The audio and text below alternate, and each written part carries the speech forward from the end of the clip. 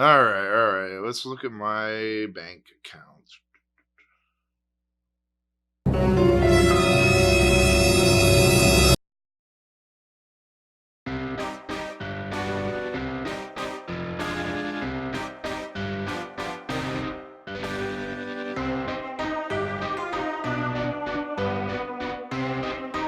What's up, guys, and welcome to Movie Emporium's movie review of Countdown, the newest film from director Justin Deck, and it stars Elizabeth Lail, Jordan Calloway, Talitha Eliana Bateman, Peter Facinelli, Tom Segura, Matt Letscher, and PJ Byrne. So you're wondering, if you haven't seen the trailers for Countdown or care about Countdown, what this movie is about. It's about an app.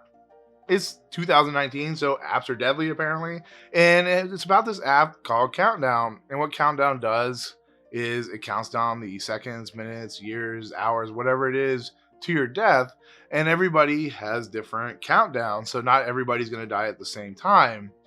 And it's an interesting premise. It does kind of work a little bit, even though this movie is pretty terrible, but it's still a lot of fun. It still has interesting moments. The visual effects are interesting, but the basic storyline is this. We have a character who's played by Elizabeth Lail, and she is this girl who is an RN nurse.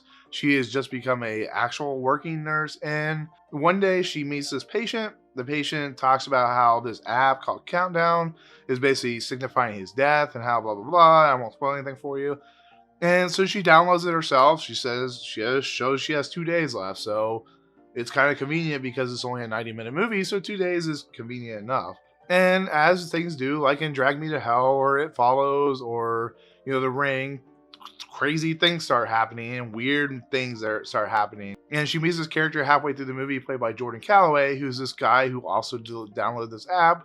And they start seeing things and they're trying to figure out ways to escape the clock countdown. It's that type of movie like The Ring where they're trying to figure out the history behind this app and what it entails. And in the scheme of things, Elizabeth Lail's sister in the movie also has the app, so she's counting down to the same time. And it's a movie about countdowns, basically. And in the process, they meet this character named PJ Byrne, or the character played by PJ Byrne, and he's the usual priest. You've seen him in Drag Me to Hell, that type of character, and they explain who this supernatural creature is and why the story is the way it is.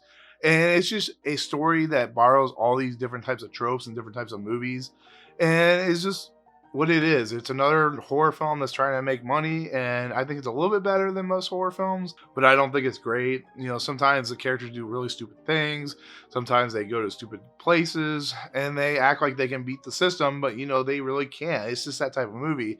And if you watch Drag Me to Hell, you know what I'm talking about in this type of movie. It's almost exactly the same in its structure and pacing. And you could also look at The Ring and its structure and pacing, and this movie feels similar to those movies, but it's just not as successful.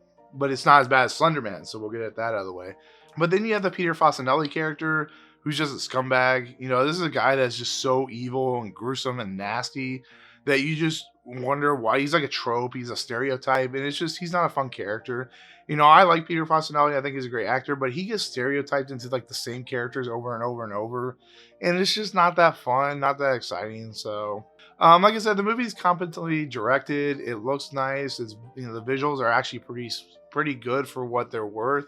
It's just not a movie that is going to be high on anybody's list. It probably won't make anybody's top 10, but it'll probably make some people's top worst. And like I said, I'm down the middle. If I were to grade this at all, I'd probably give it a C. But it's just a movie that, teens will go to, have fun with. It's not going to make a lot of money, but it's going to do well enough that they're probably going to warrant a sequel. This other movie also concludes with the possibility of a sequel, and I don't know why, but it starts to boggle my mind why these things happen. So, but yeah, like I said, it's not a great movie, but it's not the worst thing I've ever seen. So, but that'll do it. That's my take on Countdown. Thank you so much for watching. My voice will come back eventually, so maybe people like me like this with my voice. But anyways, hit the subscribe button. Join Movie Emporium. Hit the notification bell at the top to find out what's coming next. And of course, comment below on any video that you watch on my channel. But otherwise, we'll see you guys on the next video. Peace out. What's up, guys? Thank you so much for checking out Movie Emporium. I really appreciate it. If you want to, go ahead and hit the subscribe button. Hit the notification button and the bell at the top. Find out what's coming next for Movie Emporium. Also, check out these 2 videos. They're amazing. I think they're awesome. I think you'll enjoy them too. But otherwise, thank you so much for watching, guys. We'll see you next time.